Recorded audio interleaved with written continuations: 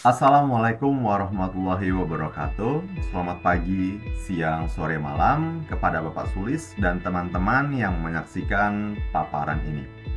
Izinkan kami dari kelompok 4 Bapak Ibu sekalian untuk memaparkan hasil analisis kami mengenai forensik dengan Kali Linux.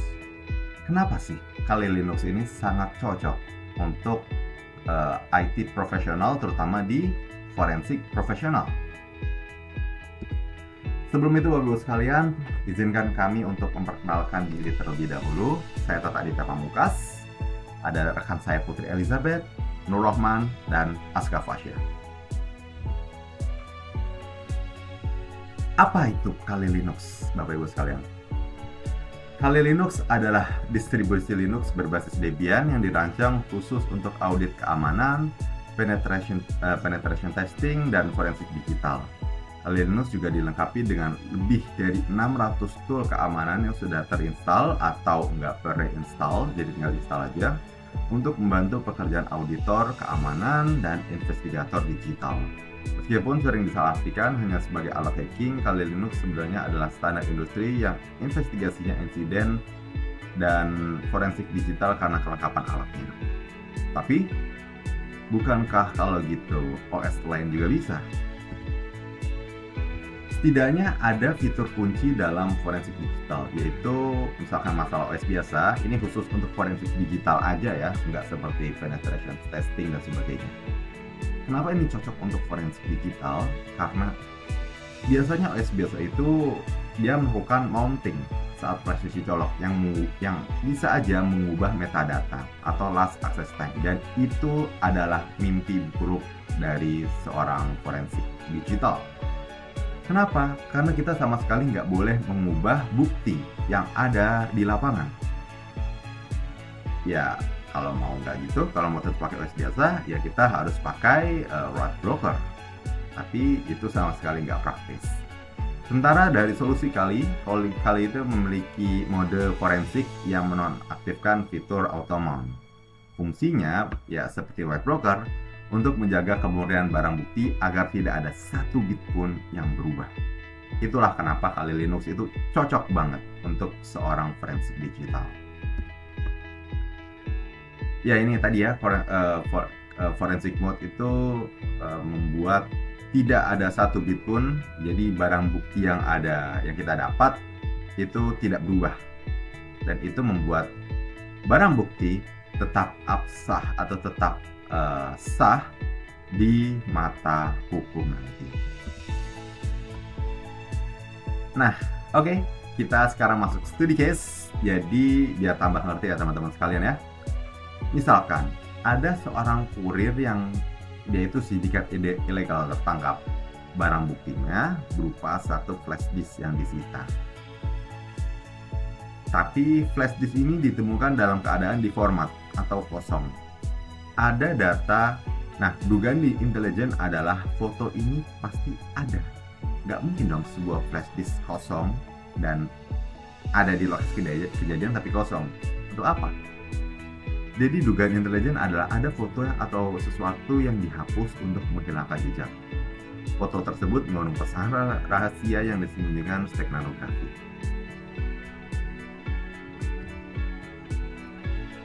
Kita akan melakukan metodologi investigasi yang terstandar, yaitu pertama identifikasi. Kita mengidentifikasi media penyimpanannya, ISBLK. Lalu kita akuisisi, membuat duplikat bitstream tanpa mengubahnya ya. Forensik Kali Linux. Tidak perlu menggunakan red broker. Lalu kita recovery menggunakan file yang dihapus, lalu deep analysis. Menganalisis metadata dan membongkar pesan yang tersembunyi. Ini tools utamanya teman-teman sekalian ya.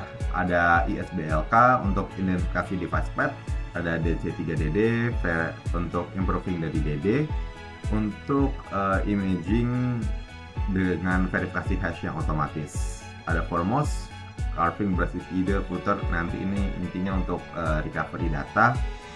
Exit tool untuk metadata analyzer, validasi kepemilikan, jadi path-nya segala macamnya divalidasi.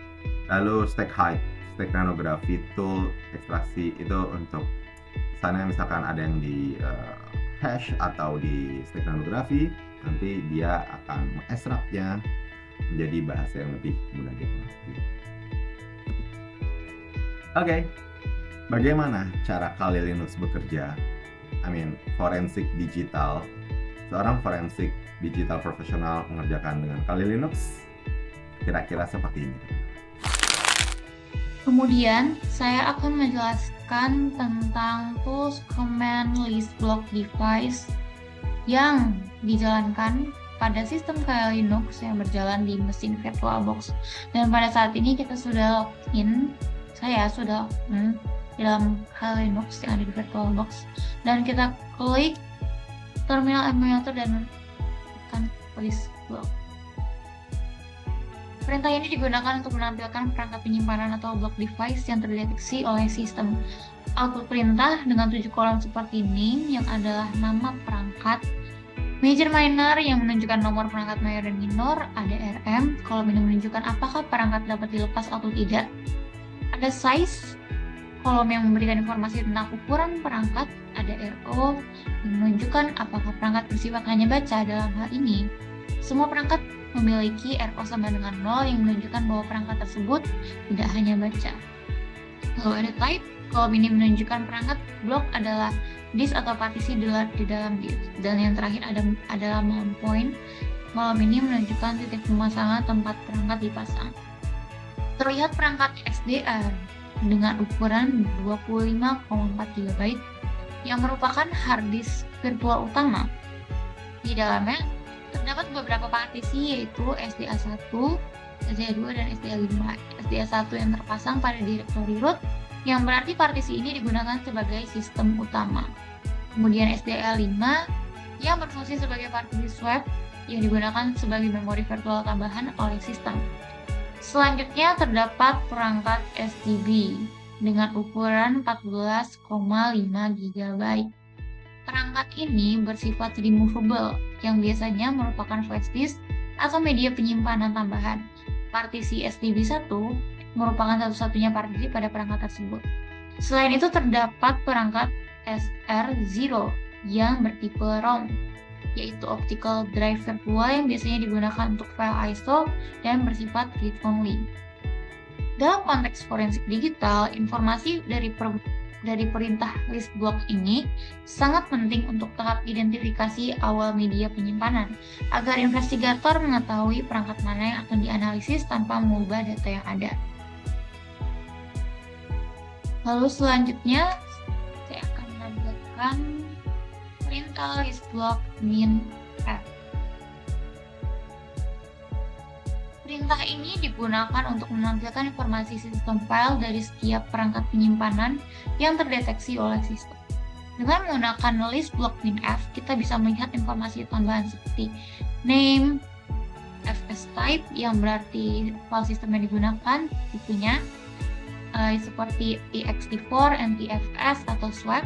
Lalu ada label atau nama label yang diberikan pada partisi, ada UID atau Universal Unique Identifier, yaitu kode unik untuk setiap partisi. Lalu ada fs avail yang menunjukkan ruang kosong yang tersedia, ada fs use percent yang menampilkan persentase penggunaan storage, dan mount points yang menunjukkan di mana partisi tersebut di mount atau dipasang di sistem file.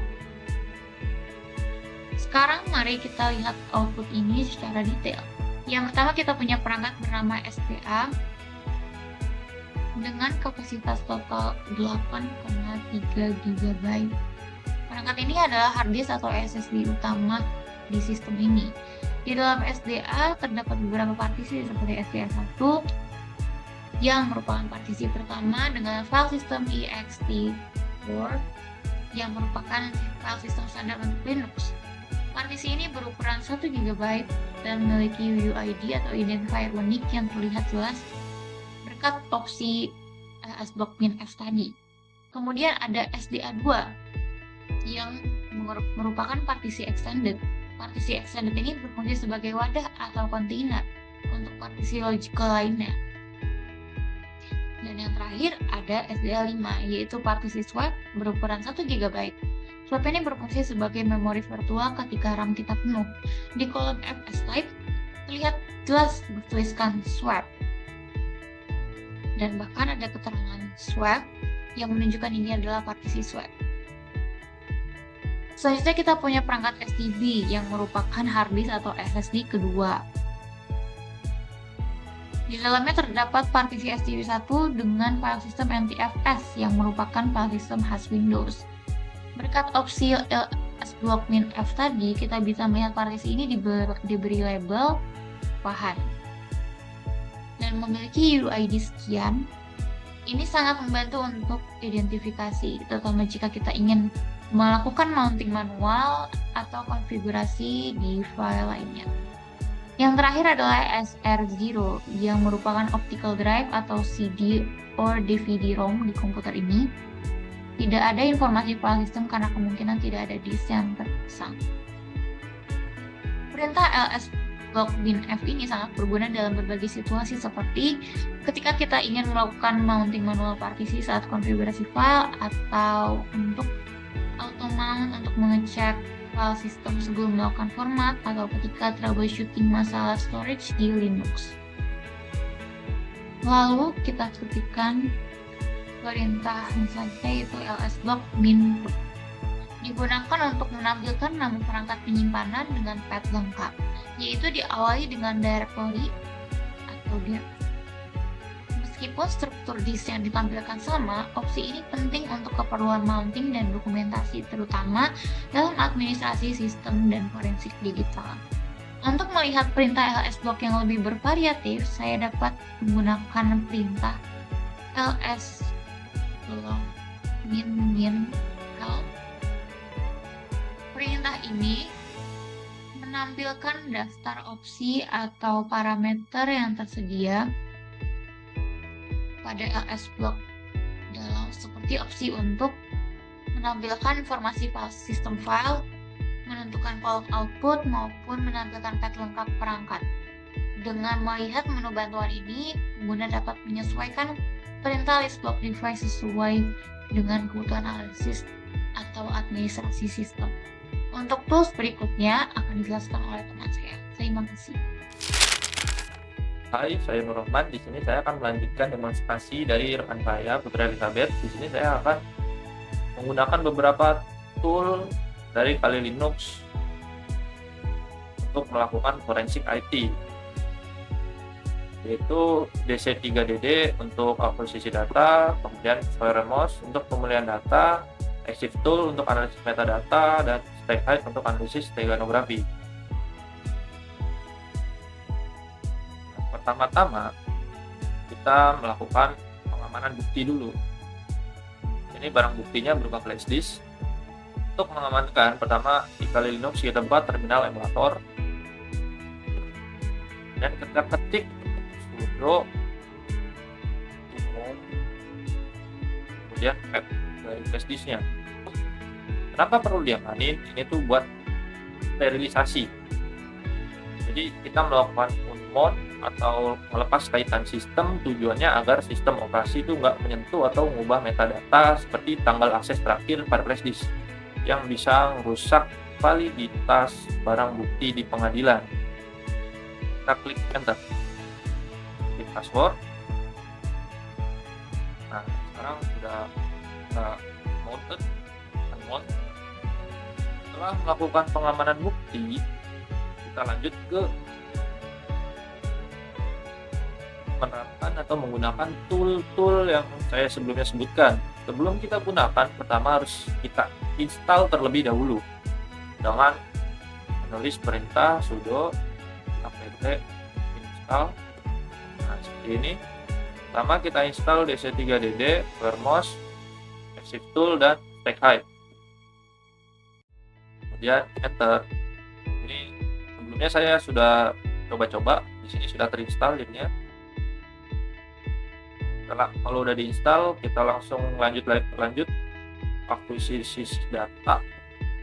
Ya, prinsip utama forensik digital yaitu jangan pernah menganalisis bukti fisik secara langsung. Jadi saya bakal buat duplikat bitstream salinan identik dari flash disk ke dalam file image menggunakan tool DC3DD. Saya juga mengaktifkan algoritma hashing SAA256 secara otomatis. Fungsinya tuh buat segel digital. Jika 1 bit berubah, hashnya bakal beda. Nah, caranya kita ketik perintah sudo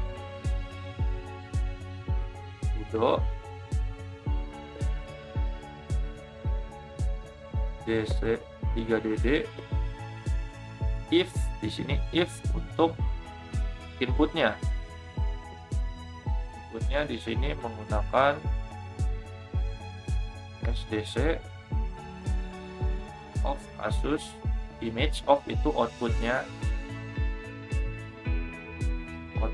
kasus.img, kemudian menggunakan hashing SAA256. Terus di sini ada CNT 1 juta. Ini ngambil 1 juta sektor sekitar 500 MB agar demonya cepat, kemudian verb sama dengan on tuh biar loadingnya ditampilin. Enter. Ini akuisisi data itu memakan waktu yang lama.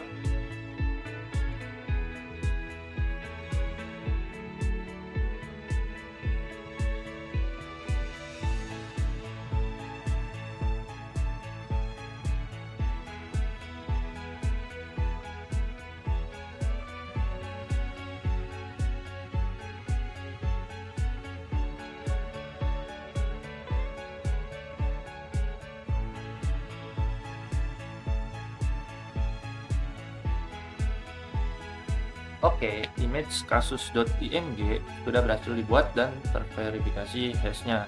Karena flash disk tadi terlihat kosong atau diformat, tersangka kita butuh teknik file carving. Kita gunakan tool Formos. Tool ini ngabain file sistem yang rusak dan langsung mencari signatur atau header file seperti kode heksadesimal JPG yang tertimbun di dalam tumpukan data biner. Caranya kita ketik perintah formos strip i kasus.img strip v. Nah, kasus.img ini sebagai inputnya karena kita sudah membuat kasus.img dari akuisisi data tadi. Kemudian enter.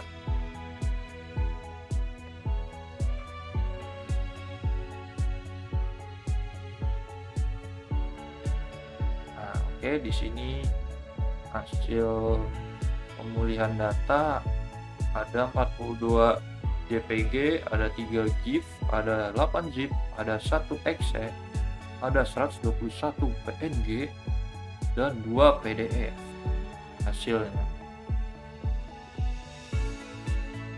Kita lanjut lagi analisis metadata. Formos itu udah berhasil nyampetin file gambar dan penyimpanan di folder output. Kita lanjut lagi. Oke, selanjutnya kita tahap analisis metadata. Formos berhasil menyelamatkan file gambar dan menyimpan di folder output. Mari kita masuk ke folder tersebut. Oke, kita masuk ke folder JPG.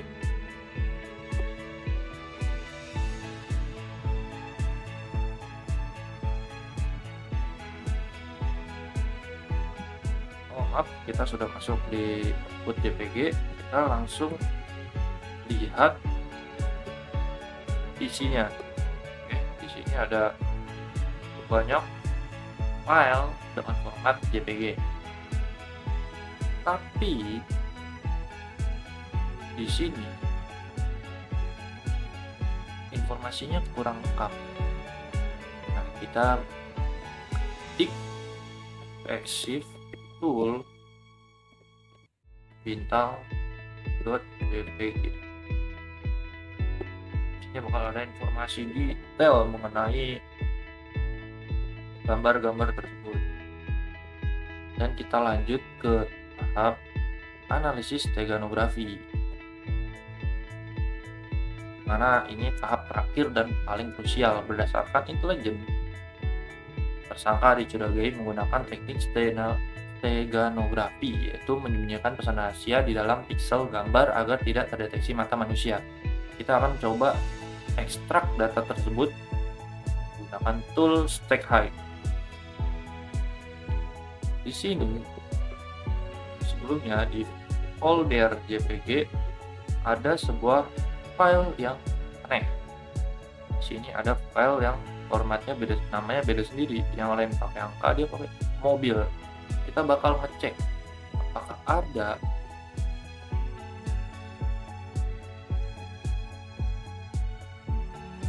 data tersembunyi di file mobil tersebut. Caranya kita ketik perintah sh extract kemudian mobil.jpg. Enter. Nah, di sini bakal diminta password. Sebelumnya saya sudah nyiapin passwordnya. Diisi passwordnya, nanti enter. Extracted data. Nah, datanya sudah diekstrak di pesan.txt. Sekarang kita buka apa isinya dari pesan.txt. Kita buka cat pesan.txt. Nah, isi pesan dari pesannya tuh lokasi bom di gudang pelabuhan terang jam 10. Nah, inilah bukti lokasi penyerangan atau transaksi ilegal yang disembunyikan tersangka. Kita berhasil ungkap dari sebuah flash disk yang awalnya kosong. Sekian demonstrasi digital forensik dari kelompok kami. Kurang lebihnya mohon maaf. Wassalamualaikum warahmatullahi wabarakatuh. Nah, gimana teman-teman? Kalian baru saja menyaksikan live demonstration yang dilakukan oleh rekan saya, Putri dan juga Nurrohman. Mungkin di sini saya ingin menjelaskan secara teknisnya. Langsung saja. Yang pertama ada akuisisi atau imaging. Yang pertama itu kita melakukan bitstream copy, yang dimana gunanya untuk menyalin seluruh sektor disk, termasuk unallocated space atau tempat file terhapus itu bersembunyi. Kemudian kita itu menggunakan DC3DD. Mengapa kita menggunakannya? Karena DC3DD lebih aman daripada DD biasa, karena memiliki log error dan juga hashing on the fly, seperti itu. Kemudian untuk hasilnya, file image yang identik 100% dengan fisik daripada flash disk tersebut sebelum dihapus. Nah, jadi apa saja yang baru kita lakukan itu bukan hanya mengcopy paste file, tapi kita menyalin bit by bit. Bahkan ruang kosong atau unallocated space, tempat data bekas warna tersembunyi itu tersalin ke dalam file image tadi, seperti itu. Kemudian kita melakukan file parsing, yang dimana konsepnya itu memulihkan file tanpa metadata file system atau FAT atau NTFS. Kemudian magic number, format itu memindai kode unik X, kode heksimal unik. Misalnya, file JPEG itu dimulai dengan FFD8, diakhiri dengan FFD9. Jadi, ketika ada kode FFD8, maka ia tahu kalau itu adalah file JPEG. Itu. Kemudian prosesnya, proses to parsing atau mengukir, yaitu jadi dia mengukir data di antara header dan juga footer tersebut menjadi file yang utuh. Jadi bagaimana data itu bisa kembali padahal sudah diformat? Ya karena format itu dia tidak peduli dengan nama file, tapi ia mencari DNA file tersebut. Jika ia menggunakan hexadesimal yang diawal dari FFD8 tadi, maka ia tahu kalau itu adalah JPEG. Kemudian dia akan mengisinya kembali seperti itu. Selanjutnya ada bit analysis. Yang pertama kita menggunakan tools metadata atau access tool, yang dimana dia dapat membuktikan foto itu diambil oleh kurir X misalnya, menggunakan alatnya apa. Di sini ada iPhone 13. Tujuannya untuk membantah alibi tersangka yang awalnya itu mengelak, dan metadata ini bisa dibuktikan. Kemudian ada steganografi atau steg height, yang dimana tersangka menyembunyikan file teks di dalam pixel gambar atau list signifikan bit, dan mata manusia itu tidak bisa melihat perbedaan, tapi tool forensik bisa mengekstraknya seperti itu. Nah, kemudian ada di sini adalah integritas dan chain of custody. Definisi chain of custody adalah dokumentasi kronologi berisi siapa, kapan, dan bagaimana barang itu ditangani untuk mencegah manipulasi. Kemudian ada verifikasi integritas atau hashing, menggunakan algoritma matematika satu arah. Contohnya SH256 atau MD5 sebagai sidik jari digital. Kemudian ada rumus validasi bukti. Jadi ini digunakan untuk sebagai bukti yang valid. Yang dimana itu rumusnya adalah hash media asli sama hash file index. Jika kedua ini valid, jika kedua nilai ini identik, maka bukti itu dianggap identik atau sah seperti itu. Kemudian ada prinsip assurance effect. Perubahan satu bit pada data file sengaja atau tidak sengaja akan mengubah nilai hash secara total. Jadi bukti itu tidak sah digunakan. Seperti itu. Kemudian kesimpulannya, Kali Linux ini menyediakan lingkungan forensik yang aman atau white blocking dengan lengkap, dan data yang diformat atau dihapus tidak hilang permanen atau data remanence. Kemudian prosedur imaging dan hashing adalah wajib hukumnya dalam investigasi. Maka Kali Linux ini bukan hanya soal menyerang. Kali Linux ini tapi juga bertahan dan juga menganalisis. Dengan prosedur yang tepat, kita bisa menggunakan jejak digital yang coba disembunyikan oleh tersangka. Mungkin itu saja penjelasan pada Kali Linux untuk forensik yang dapat kami sampaikan. Apabila terjadi kesalahan kata-kata atau dalam ucapan, mohon dimaafkan. Dan dari kami, kurang lebih mohon maaf. Wassalamualaikum warahmatullahi wabarakatuh. Dadah.